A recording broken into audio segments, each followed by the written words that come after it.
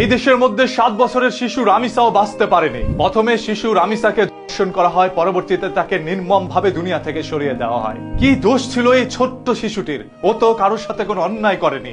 ওর বাবা সাংবাদিকদেরকে দেওয়া এক সাক্ষাৎকারের মধ্যে বলছিল, এই রাষ্ট্র আমার মেয়েকে ফিরিয়ে দিতে পারবে না, এই রাষ্ট্র ওদের বিচার পর্যন্ত করতে পারবে না, আমি প্রয়োজনে স্টেমের মধ্যে সবকিছু লিখা দিব, এই রাষ্ট্র কিচ্ছু করতে পারবে না। আমার ছোট্ট মেয়েটা, আমি যখন ঘরে আসতাম তখন ও আমাকে দেখে ফ্রিজ থেকে শরবত বের করে দিত। প্রতিদিন এই ছোট্ট বাচ্চাটি বুঝতো আমি ঘরে আসলে আমার কতটুকু পানির পিপাসা লাগে।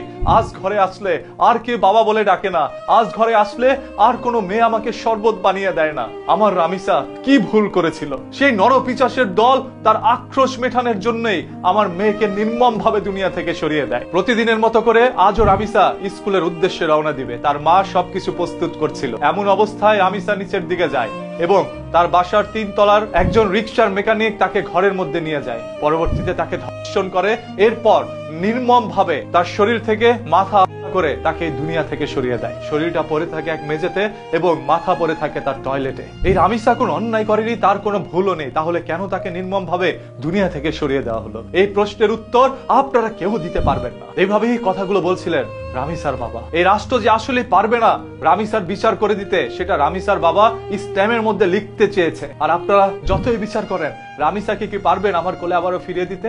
আপনারা কেউ পারবেন না। আজ এই দেশের মধ্যে আপনি আমরা বসবাস করছি, আপনি বেঁচে থাকবেন কিনা সেটার কোনো নিশ্চয়তা নেই, আপনার সন্তান বেঁচে থাকবে কিনা সেটার কোনো নিশ্চয়তা নেই। যে কোনো সময় তাদের মনের আক্রোশ মেটানোর জন্য আপনার আমার সন্তানকে নির্মম ভাবে দুনিয়া থেকে সরিয়ে দিতে পারে, তাহলে আমরা কোন দেশের মধ্যে বসবাস করছি? আজ পুরো সোশ্যাল মিডিয়া একরকম তোলপাড় হয়ে যাচ্ছে। রামিসাকে নিয়ে অনেকেই পোস্ট করে যাচ্ছেন, তবে আমি চ্যালেঞ্জ দিয়ে বলতে পারি আর মাত্র 4 থেকে 5 দিন পর আপনারা সবাই তাকে ভুলে যাবেন। নতুন একটি টপিক আসবে, সেটা নিয়ে সবাই আবার আলোচনা করা শুরু করবেন, তবে রামিসার কথা আপনারা ভুলে যাবেন। এটা 100% সত্য। এরকম হাজারো রামিসার জীবন আমাদের বাংলাদেশের মধ্যে গিয়েছে শুধুমাত্র বিনা অপরাধে। এই দেশের মধ্যে আপনি যে অপরাধ করছেন না, এটাই আপনার সব থেকে বড় অপরাধ। এই দেশের মধ্যে নিরপরাধীদের প্রতি জুলুম হয় সব থেকে বেশি এবং অপরাধীরা বুক ফুলে সমাজের মধ্যে ঘুরে বেড়ায়, কারণ তাদেরকে ভয় পায় এই আমাদের দেশের জনগণ। তাদের পিছনে থাকে এক কালো শক্তি। এই শক্তির যোগান কে দিচ্ছে? সর্বশেষ রামিসাকে মহান আল্লাহ তাআলা জান্নাত নসিব করুক এবং এরকম করে আর কোন রামিসার জীবন যেন না যায় সেদিকে সবাই সতর্ক থাকবেন। যে এরকম একটি নির্মম ঘটনা ঘটিয়েছে তার যেন সর্বোচ্চ শাস্তি হয়, এটাই আমরা সবাই চাই, এটাই বাংলাদেশের জনগণের দাবি।